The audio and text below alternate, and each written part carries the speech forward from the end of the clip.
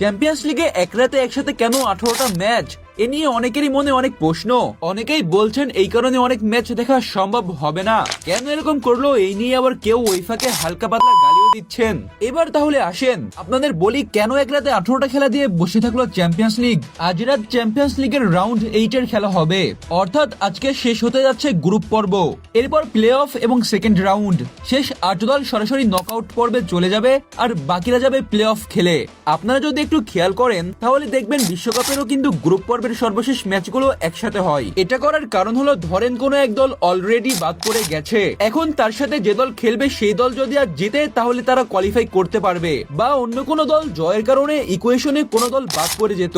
এখন যদি আগে থেকেই তারা জানে তাহলে হাল ছেড়ে দেয় বা ম্যাচ ফিক্স হয়, কিন্তু সব ম্যাচ একসাথে করার কারণে এটা আর জানার সুযোগ থাকবে না। সবাই খেলা শেষ করে জানতে পারবে কার কি হাল। মূলত খেলাকে ফেয়ার এবং সুন্দর রাখতেই সব দলকে একসাথে শেষ দিনে খেলানো হয়।